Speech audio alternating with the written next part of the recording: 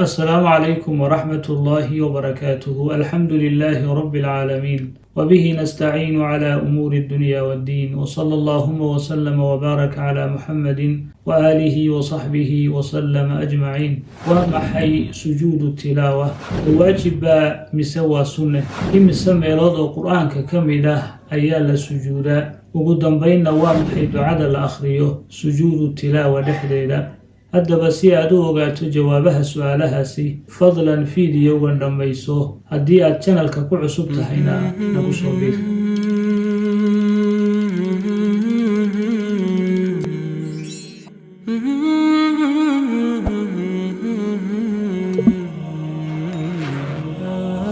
sujuud at-tilaawa waa hal sujuud oo ka dhalata ama ay keento inaad adigoo akhrinayo qur'aanka kariimka ah aad soo gaadho aayad ka mid a aayadaha la sujuudo. aayadahaasina waxay ammaanayaan oo ay nafarayaan in ilaahay subxaanahu wa tacaala loo sujuudo. aayaadkaasi haddii aad akhrido ama aad maqasho waxaa ka dhalanaya inaad sujuudo. marka waxaa la yidhaahdaa sujuudu tilaawa waa sujuuddii ka dhalatay qur'aan akhriska. sujuudu tilaawa waa waajib mise waa sunne? waxa uu yidhi imaamu nawowi raximahu llahu tacaala kitaabkiisa tibyaan fii aadaabi xamalati alqur'aan, culimmadu waxa ay isku waafaqsan yihiin in la isfaray sujuudu tilaawa in lala yimaado. waxa aanay isku khilaafsan yihiin ma waajib mise waa sunne. marka jumhuurulculamaa waxay qabaan ayuu yidhi in ay tahay sujuudu tilaawa sunno inay tahay. sidaasi waxaa qaba عمر بن الخطاب، ابن عباس، سلمان الفارسي، عبد الرحمن بن حسين، مالك،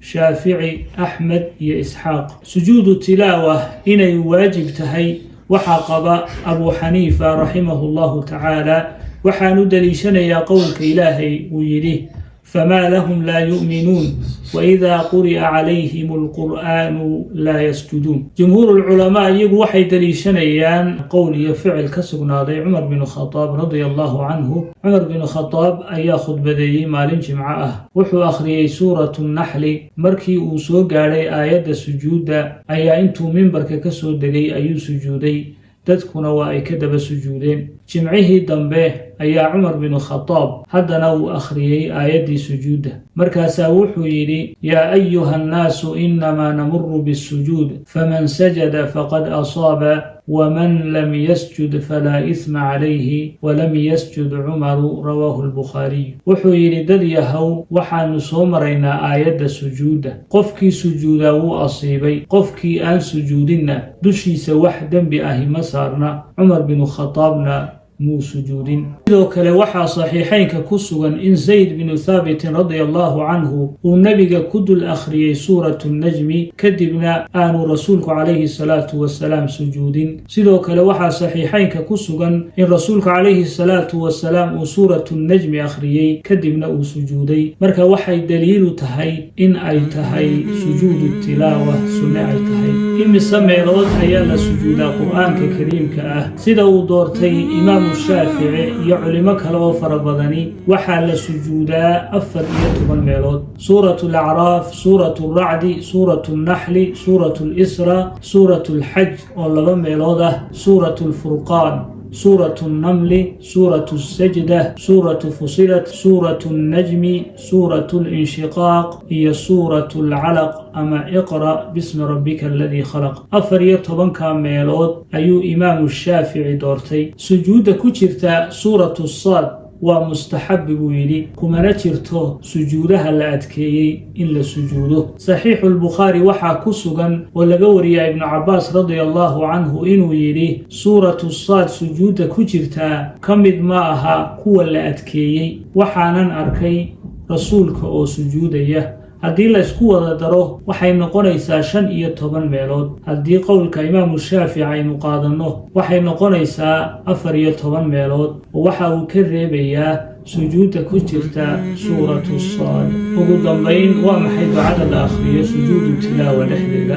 waxa ay culimadu yiraahdeen qofku wuxuu akhrinayaa sujuudu tilaawa dhexdeeda ducada la akhriyo ama adkaarta la akhriyo salaada markuu qofku sujuudsan yahay oo kale waxa kugu filan inaad tiraahdo subhana rabbiyal a'la 3 jeer ama inaad tiraahdo subhanaka allahumma rabbana wa bihamdika allahumma ighfir li haddii aad ducadan qaybsan tahay oo aad xifdisan tahay ama aad xifdin kartana waa duco wanaagsan oo inaad akhridaa way fiican tahay oo waa ducooyinka rasuulka calayhi salaatu wasalaam ka sugnaaday waxaad odhanaysaa allahumma laka sajadtu wa bika aamantu wa laka aslamtu sajada wajhi lilladhi khalaqahu wa shaqqa sam'ahu wa basarahu bihawlihi wa quwwatihi fatabaraka allahu ahsanul khaliqin waxa kaloo aad raacin kartaa اللهم اكتب لي بها عندك أجرا واجعلها لي عندك ذخرا وضع عني بها وزرا واقبلها مني كما قبلتها من عبدك داود عليه السلام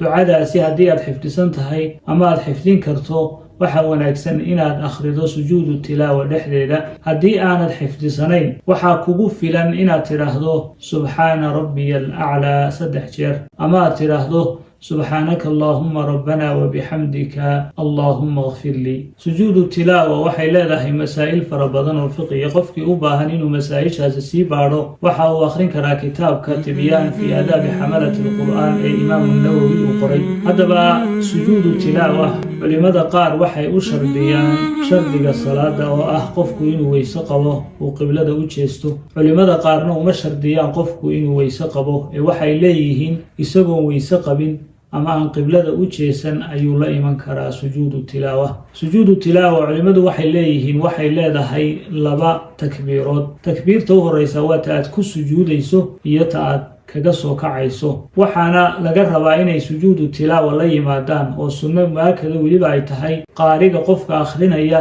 iyo qofka dhageysanayaba haddii uu qaarigu akhriyo waxa sunno ah inuu sujuudo oo la yimaado sujuudu tilaawa sidoo kale qofkii dhageysanayay qiraa'adaasina isagana waxa sunno ah inuu la yimaado sujuudu tilaawa oo uu sujuudo culimada qaar baa waxay leeyihiin haddii qofka qaariga ahi uu la iman waayo sujuudu tilaawa qofkii dhageysanayay isaguna la iman maayo sujuudu tilaawa wallahu a'lamu assalamu alaykum wa rahmatullahi wa barakatuh